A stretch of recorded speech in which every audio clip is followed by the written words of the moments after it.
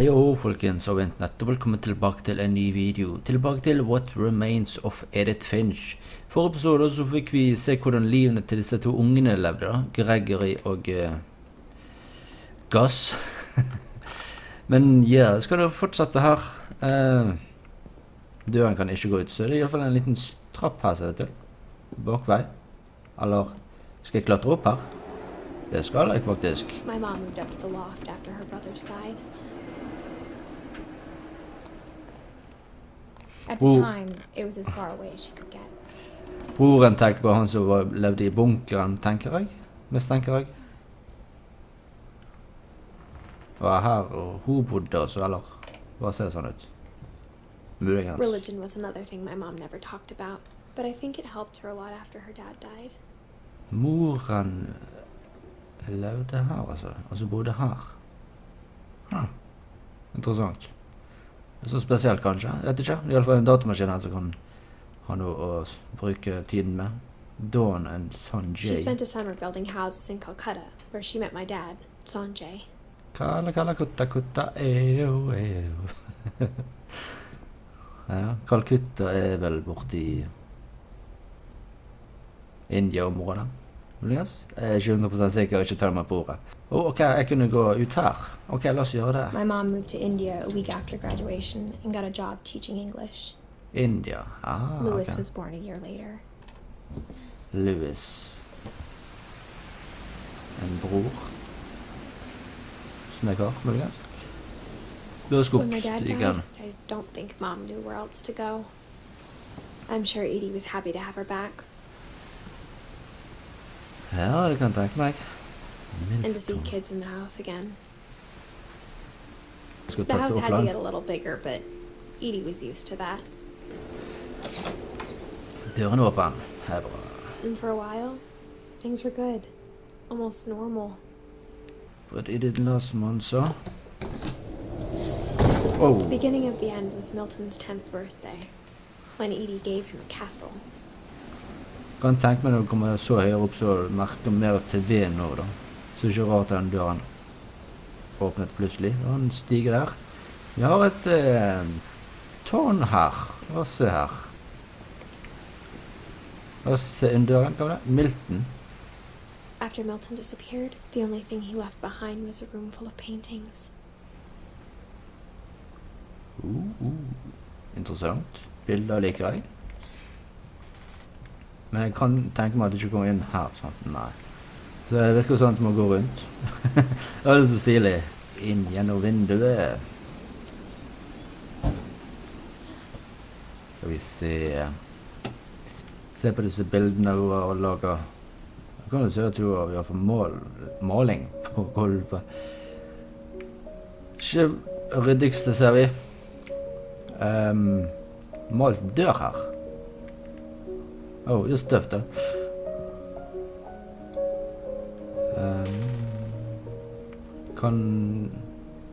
Skal vi videre opp muligens? Og så gjør det. Klatre oss opp, kan vi det? Eller bare en sånn mot... Ok, vi klatrer opp. Fint å lure en sånn så... Jeg måtte dra meg opp mens jeg sto på den. Ok, nå skjønner jeg. Milton... La oss se her. Milton Finch in The Magic Paintbrush. Ja, det var rett før jeg sa det. Jeg skulle til å si det, men du sa det før meg. Det er greit. Kan vi... jeg tror jeg vet hva dette er. Skal vi se. Jeg hadde mistanke.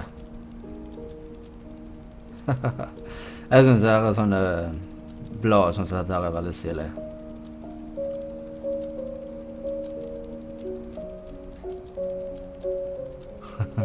Og det er når han malte den døren, sant? Vi så nede. Var det? Ja, det var det.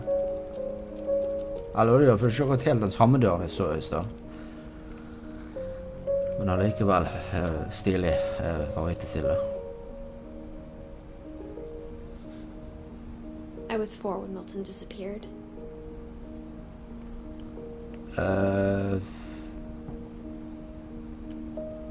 Vent litt, hvordan døde han? Døde han med å gå gjennom en dør, liksom?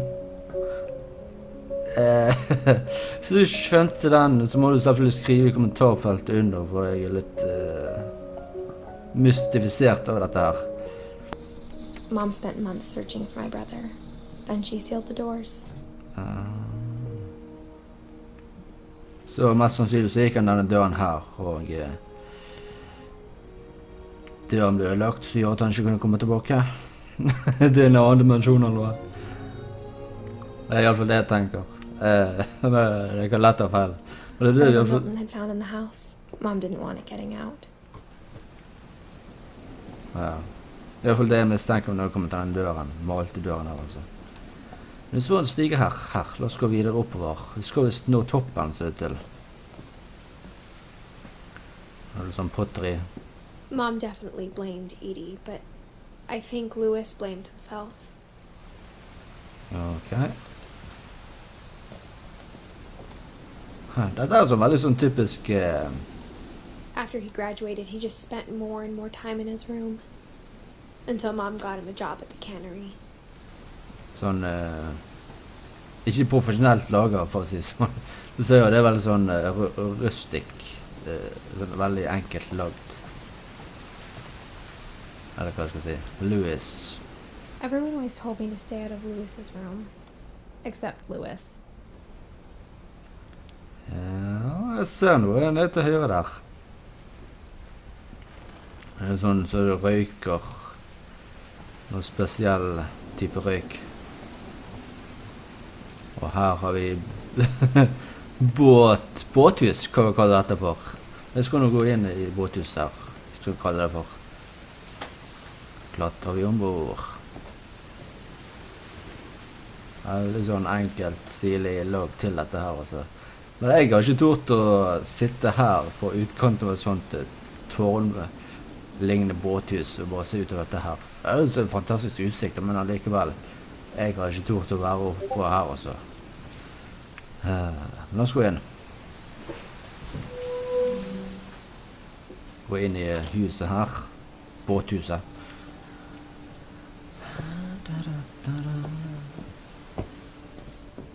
Louis's room smelled very, very familiar. Familier That part of him lived on. Av røyk. Du ser at han driver og røykte noe spesielt der. Det ser jo veldig trippy 70-talls hippie. Jeg vet ikke hva jeg skal kalle det. Nei, jeg skulle ikke ut. Ville bare se litt rundt. Og her har vi basen hans. Han sitter og spiller og drukker og sett på film og spilt, ser det til, muligens.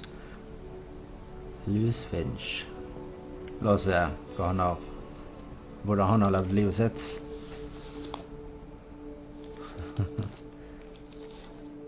Dear Mrs. Finch, as Louis's psychiatrist, I can understand your desire for an explanation. As I see it, the trouble began in January, shortly after we convinced your son to seek treatment for substance abuse. Newly sober, I believe Louis first noticed the monotony of his daily life. Aha. Skal jeg ta over en sånn... Cannery. Jeg vet ikke hva det heter på norsk. But he withdrew part of himself. Så jeg skal kutte fiskene og kaste de opp her. His mind began to... Hva skjedde? Ja. Kan jeg få mer fisk? Ikke det? Ok. Wander. Åja. Wander.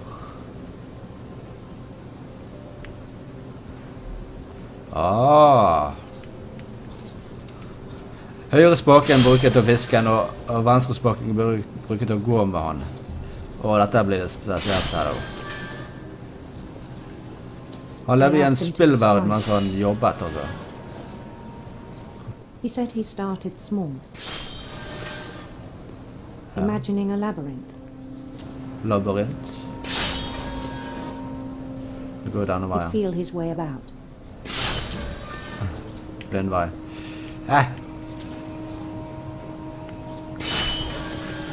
Nå går vi og bare vandrer her. Bats. Bats? Flaggermus? And toads. Okay. And toads. Det ble veldig spesielt nå. And things that have not names. skummel lyd der, du. He knew it was all in his head. Ok. He took it very seriously. I had hoped he'd find himself. Ikke sikker om jeg skal fortsette med fiskinga, altså fiskekuttingen. Opp her? Ja.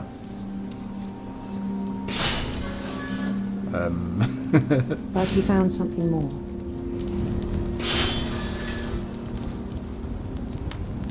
Nå ble det I sånn wondered veldig about him oversiktsspill, altså sånn som i Diablo. Sånn ikke helt then. den Daydreaming at the cannery. lignende type, men i hvert fall den oversiktlige ting. I spoke with his boss, Ok. but he said Lewis had become a model employee. Og der, Methodical, tireless, focused, mens hjernen hans var et helt annet sted, altså. like a whole new Lewis. Ok. So I let him go on.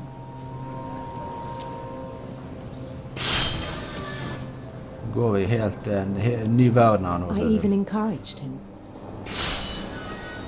It seemed very promising at first. Ikke sikker om He det er told så me lurt he'd made a å new friend. leve i en sånn fantasiverden som sånn gjør. Som altså On the edge of a jobber. city he named Lewis Topia. Lustopia. He built the city up slowly, brick by brick. Ja, dette har han opplevd gjennom et spill. Åpenbart. Then he made musicians. Samtidig kanskje han tenkte på spillet mens han jobbet. Det er det man tenker. And songs for them to play. He talked about starting a band. Faen, ja. Ja, det er vel And he was always buekorps med seg humming her nå. something. Helt buekorps her med. Every day his imagination grew stronger. Oh boy. Er det så lurt? At fantasien tar He helt no av her longer nå. spoke at the cannery, Ja, but his fantasien chopping tar was as over. reliable as ever. Then Chopping. one day it struck him Hva var det? that That's all true. the cheering crowds, even the stones under his feet, Ble were ekte. all in his imagination, Ja, so alt he could do fantasien. whatever he wished.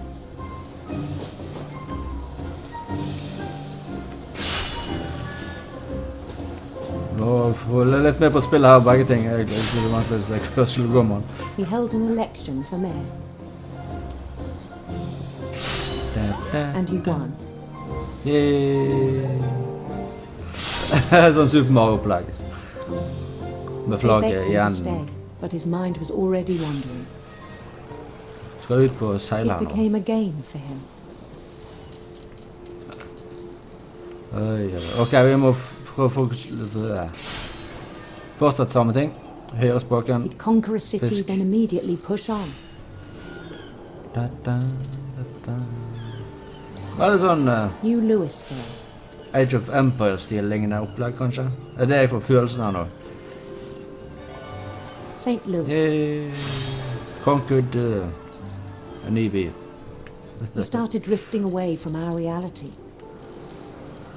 Ja, han lever jo fantasiene sine her. Fantasien har telt årene. Minneapolis.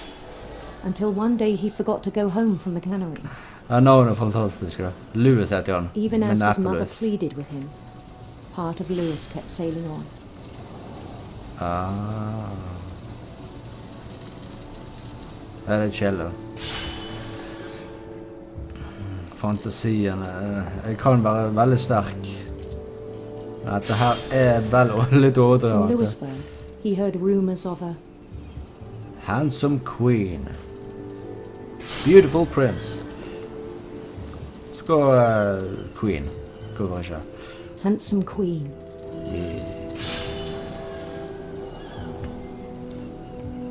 Og hva mer får vi vite? Eller, jeg bare går oppover. Why not? The She queen probably was on can her crash own her. quest for Rainbows, hvorfor ikke? Radiant rainbows. Yeah. Det der, ja. Check. Jeg vet ikke hva jeg skal ha det for. I spillet, så det er vanligvis i... Hva... Electric gitar. Sitar? Electric sitar. Sitar, ok. Jeg tenkte gitar til å begynne med.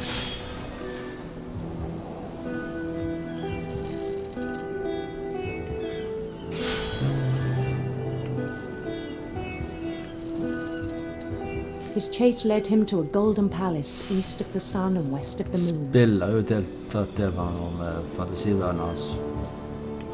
Even then, his logic remained sound. He knew the world was all in his imagination. Det virker sånn at jeg må fokusere med fiskingen også mens jeg går inn her. Oi, oi, oi. Det ble veldig sånn... fiskeverden. Det kutt opp laks. Hva ble han? Fantasikongen selv? For someone who'd never known success in the real world, I think it was overwhelming. Han gjør suksess I fantasien sin. That the real Lewis was not the one chopping salmon, but the one climbing the steps of a golden palace. Mot en gyllen fantasi. Det er sånn trist samtidig, men samtidig vanvittig stil I dette her. My imagination is as real as my body, he told me. Så du krasjer I planten der. It was hard to argue with him.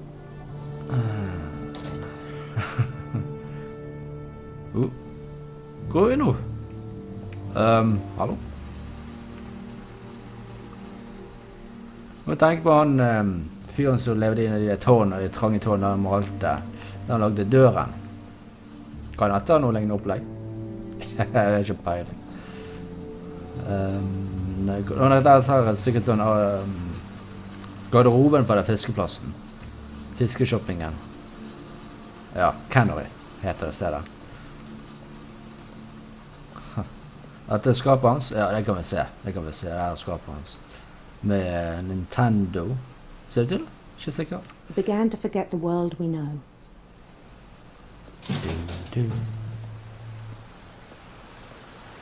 LP Brown Canary. Dette er arbeidsplassen hans. I think it pained him to remember Lewis, the canary worker. Ser vi selv han nå, eller? Despise the man with a royal contempt. Finch, ja, det må være han. Han I autogir, han. Finch. Våkne opp, kom deg ut av fantasien din, du. I still thought I could save him. Wow. Hvor jeg på vei her nå? Even after he said he was being crowned king over all the lands of wonder. Ja. Stige opp mot himmelens... For alt del kan det være det. Eller ikke? The palace would be packed with his companions. Oh boy. Dette sånn... wow, se nå jeg. Veien mot guddommelighet mot... Including the wise Calico who'd insisted on advising him. His queen waited, holding his crown. Yeah. Skal jeg bort her da, eller? Jeg skal sikkert opp videre. Ja. There was only one thing left to do. Og ble kronet til som konge, tenker jeg. Bend down his head. Åh, nei. Jeg ser hva som kommer til å skje. Han kommer til å kronet, men han kommer til også til å miste noe annet sammenslangen. The rest I think you know. Hamas Finch, your hode. son was a kind man who will be missed by all of us who knew him. Fantasien hans var veldig sterk at det tok over. Oh boy. My brother was really Lewis. cool. I wish you could have met him. Ja. Han virker som en kul fyr da, men wow, så nei bare. Men jeg synes det er et greit sted å avslutte på. Yeah. Så det er ny til kanalen, så må du selvfølgelig abonnere. Del en venn og kompisar, trykk på tommel opp. Det setter noe som bryr på, så inntil neste gang, folkens. Vi snakkes med deg da. Hei hå.